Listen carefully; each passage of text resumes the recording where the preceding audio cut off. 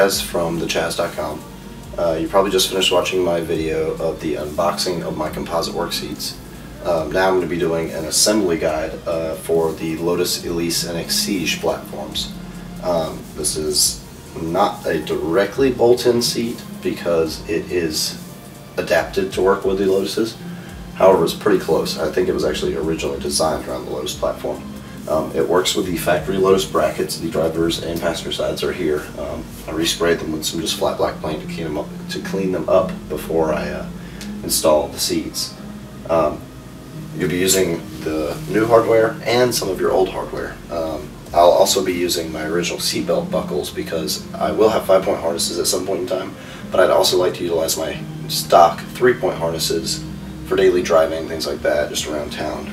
No reason for a 5-point harness on the street. Also probably not very safe. Anyway, these are my seats, hardware. I'll go over this next. Hey guys, alright, so next up we got the hardware. There's very little actually I have to deal with here. It includes 2 bags of hardware. One is your actual fasteners, nuts, bolts, and washers. They are Allen heads, and they're metric nuts. Sizes you'll use for these is a 6mm Allen heads wrench, which will fit into the socket heads on these. And then the nuts are a standard, or I say standard, a 13mm nut. So pretty basic tools. That's literally the only tools you need for the nuts and bolts.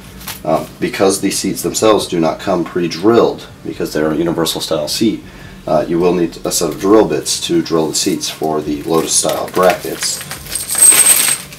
Should also show the second bag, which are the washers for the insides of the seats. These adapt the cone-shaped heads so that they will sit on a flat surface. It also includes these cloth style, or actually these may be, not sure where they are, but they're a cloth style washer, and they go under this. It'll prevent from marring up your seats once you tighten the fasteners down.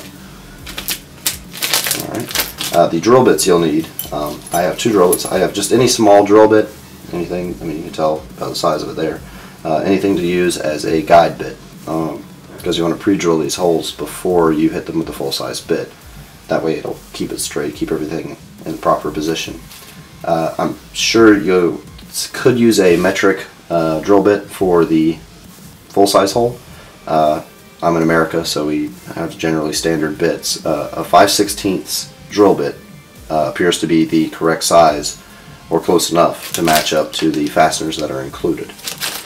Some of the stock hardware I'm going to retain, other than the brackets, which you saw at the beginning of the video, are also the original seatbelt buckles, so that I can use the factory 3-point harness or seat belts, so that I don't have to utilize my 5-point harness on a day-to-day basis.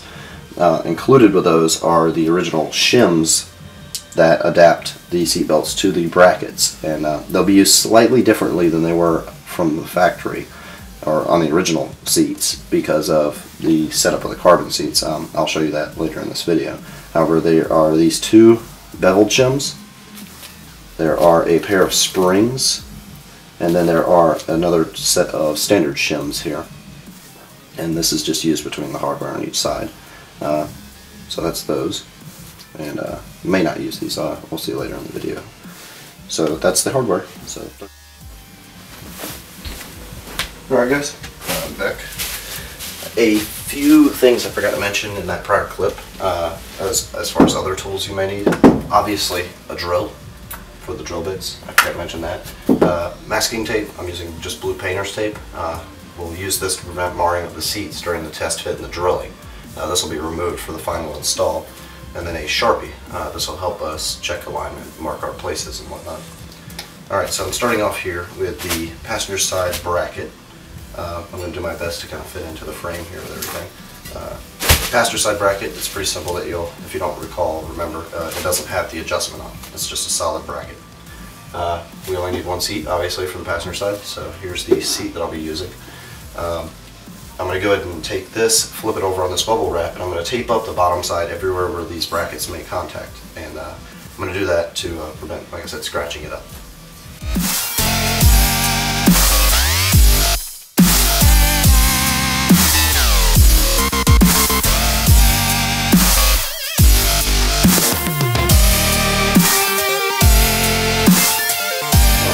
taped up. One other thing I forgot to mention, for the Lotus specific seats, I want to make sure you can see this. Oh, wait. These come with carbon panels bonded to the bottom of them that adapt for the Lotus brackets. And place this against the seat here, put the studs through the holes, put a set of washers on them. Slightly difficult.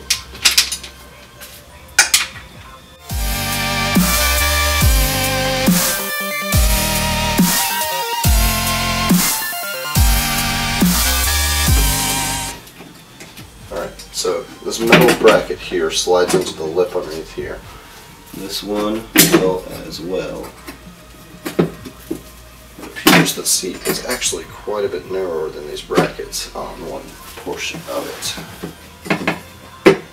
Alright, it's fairly simple. I have a slight adjustment to the assembly.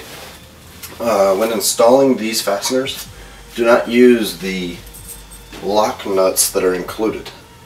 Reason being, it takes a little bit of torque to get the thread to, or the locking mechanism to turn around these studs, and I just ran into a problem. The pressure that it took broke the studs loose inside the panel, caused it to spin. I don't think this is necessarily a problem with every single seat. It is something I ran into. So what I did is I just swapped out and used a standard nut. I did not use a locking nut. I was also very careful about when I tightened the fastener down, making sure I didn't apply a ton of torque to it. I just let the bracket fully seat itself and then put the washer on and then put the nut on and tighten it to a snug fit. Because you're going to be sitting. Now it's almost time to do the scary part, and that's drilling the seats. I'm going to turn the seat to the side here. I just stepped out and set the seat down on the car to make sure, check my clearances and all. I've drawn a line, you may be able to see it right here, where the seat should sit with the bracket installed. The problem I ran into with this is, you see here, this upper hole is on the edge of the seat. Obviously not enough room for the bolt to go through on the inside cleanly. Alright, unfortunately I lost the clip explaining what I'm doing here, so I'm going to just voice it over for you. I'm going to drill a new hole through both the seat bracket and through the seat about an inch further back from the original hole. So straight towards that larger hole. You'll see in the next clip where I actually drilled the hole. Reason for, I don't want the large washer that goes on the inside of the seat to get stuck in the corner of the seat. So all I do is I took my guide bit, I drilled a small, I measured everything out first, mark it, and then I take my guide bit, drill a small guide hole, and then my 5/16 bit, and drill a larger hole through the seat bracket first. Be sure to stuff some cardboard behind that panel while you drill the hole so you don't accidentally drill through your seat at the same time. Alright, in the next clip you're going to see where the fastener is, and hopefully it's easy enough to understand. Alright, got my hole drilled through both the bracket and through the seat. I'm going to go ahead and put my other fastener in. This one's going to be a little bit trickier because this one seems to bend the bow out quite a bit more, so I'm probably going to have to put a little bit of pressure on the bracket. The seat shouldn't change, but I'm going to be putting pressure on the bracket to get it to collapse down into the seat. Let's see if I'm... Alright, there we go. So I got this fastener started. Same thing, Allen wrench. Again, like I said, you probably don't want to turn the actual Allen wrench on the inside. You just want to turn the nut, that way you don't scratch up the surface. Okay, it's collapsing just fine. And the same thing, appears to get pretty tight right when the bolt's flush on the outside. So that's that one. Alright guys, one more problem I ran into. The video didn't record this part as well, but you need to drill the secondary hole. Now, just like the first, start with your small guide bit and go through the center of that pre-drilled hole in the bracket for the second bolt, the one that's right there in the corner. Drill the very center of it first with your guide bit, and just use a slow speed and constant pressure. Be careful not to stab to the seat, not to stab yourself in the hand. Once you've got your guide hole drilled, you'll use your 5/16 or 6mm, I believe, or M8, so maybe an 8mm bolt or drill bit, and drill that hole all the way through. After that, just clean up any burrs that are there. You can usually pick them away by hand, and that way you'll have the hole. Now, in the video you see me now, I'm placing the bolt through the seat. This is actually where you're going to use the extended bolt that I mentioned earlier in the video, the 55mm long. Make sure you get the same bolt with the same head, that cone-shaped head, and an Allen wrench. I had them at my local hardware store. You're going to place that hole through there, or place the bolt through the hole. Alright, now you're assembling the seat belt. Unfortunately, there's something else I messed up on. You can't see the assembly, but take your seat belt so it sits on the outermost part of the bracket, and then stacked up underneath it, you'll put the spring directly against the seat belt, and then you'll put the small beveled spacers, factory spacers that were on your old seats underneath. And you see me placing it into the seat here. I'm actually placing it upside down. I'll put a little supplement clip just after this and show you you'll be able to see the assembly stacked up correctly. Also, one more part that I forgot to mention about this is the non-beveled spacer from your factory bracket actually goes between the seat and the inside piece of metal on the bracket. And the reason for this is you don't want the assembly to collapse. I'm going to go ahead and show you that other clip now. One more small change. Stopped by the hardware store, and I bought a slightly longer bolt for the passenger side buckle bolt. The one that's included is not quite long enough. It's very close, but it's off by about 5mm. I couldn't get the nut to lock, so this is the included fastener. I want to say it's a 50mm, and then I bought a 55mm from the hardware store at stock, same exact fastener. You see it's just slightly longer, so we got rid of that. Take our longer one, put our washer on, our felt washer. I still have all the fasteners here in place, so I'm just going to go ahead and put it back through, just like that. Get my nut here, and simple as that. Just take my Allen wrench, hold it down, and tighten it up. So still a few extra threads, but this is the next longest bolt compared to what I had, so it's going to be the best thing for it, and that won't hurt nothing. Alright, at this point, you'll just go through, take all your fasteners back out of the bracket you just completed, take all of your tape off, and then reaffix everything, tighten it all back down, everything except for the seatbelt buckle fastener, which you'll use, on the opposing side from the buckle. Alright guys, so in order to have a properly working and safe seat belt, there's going to be a little bit more we got to do. This is the driver's side seat belt buckle side. I got my Dremel here with a small rounded bit on it. What we're doing, as you can see inside here, we got this lip that protrudes right through where the hole passes for this bolt, and I can get the bolt through it around the side of it. But the problem is I can't get anything to support the metal here to prevent it from collapsing when I tighten it. And since this is the seat belt, I do want it to be fairly snug. So what I'm going to do is I bought a sleeve here, and this will eventually sit down inside this hole and provide support so that the bolt can clamp down without collapsing this bracket. However, in order to get this sleeve to sit correctly, I have to Dremel out the edge of the seat just a little tiny bit right there, round it out. So that's what I'm going to do here.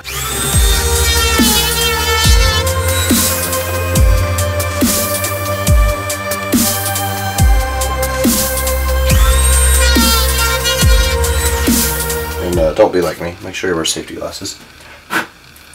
Alright, and that is it. That's it right there. So now the way to assemble this, once we've got that little notch cut out, is just like before. Our bolt's going to go through the inside here, and then we're going to do a few little things. We're going to take the spring, we're going to go ahead and slide the spring in there.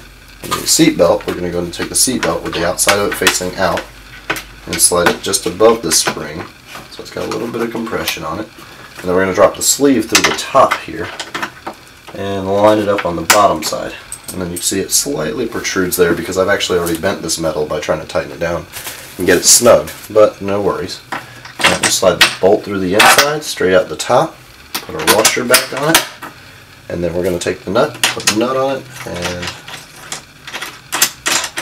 I'm going to tighten this completely down now. Of course, still careful not to, crush the composite, but I do want it to be very snug and fit.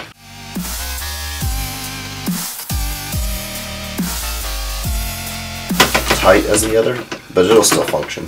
We still tuck it down like that as well. So by putting that sleeve in there, we've made sure it won't collapse under the pressure, and just to make sure it is fairly tight. Like I said, I don't want to over tighten it, and the metal mating surface is here touching.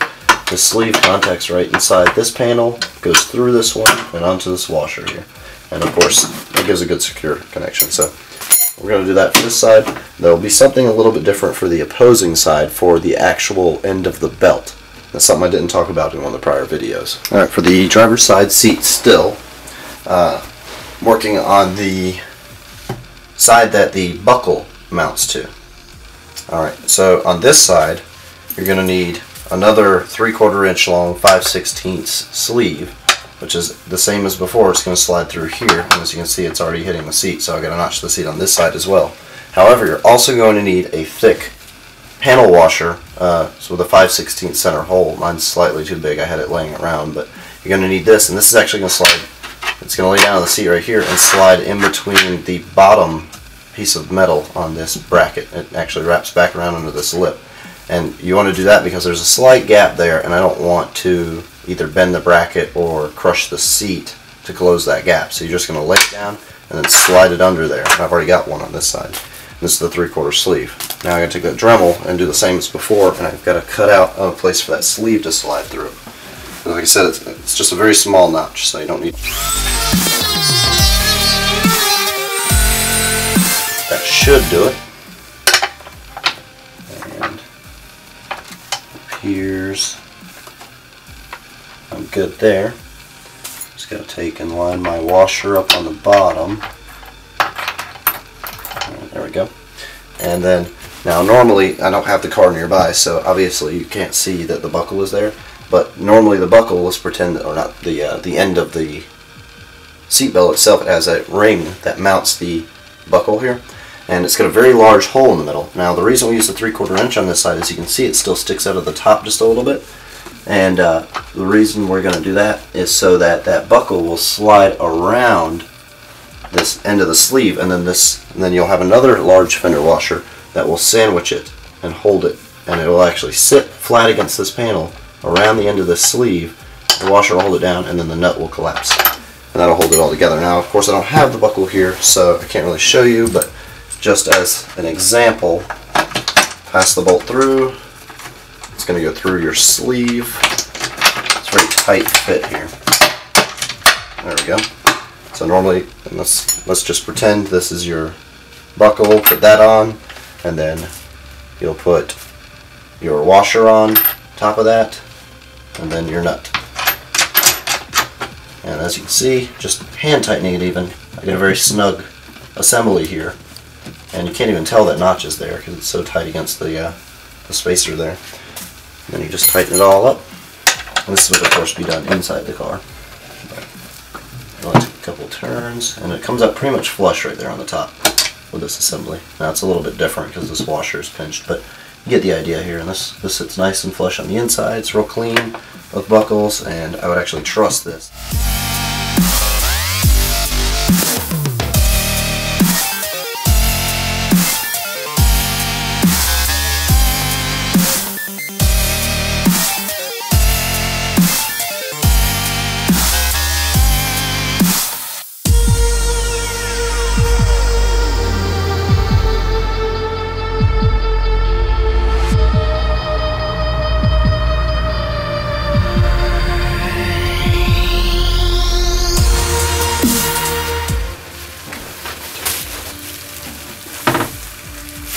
Alright guys, well, that was my how-to guide on assembling your Composite Worx seats onto your factory Lotus Elise or Exige brackets.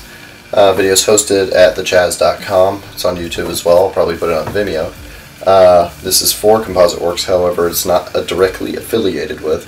I did purchase the seats from him. I've been 100% up forth and honest with my assembly instructions reviews. As you can see, if you plan to retain your factory seat belts, you need to obtain a few parts. I think total I've spent maybe $8–9 on parts, so it's not very bad. It's not a big issue.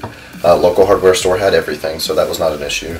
Only tools you needed were your drill, 5/16 bit, a smaller, doesn't really have to be anything particular, small guide bit, a 6mm Allen wrench, 13mm wrench.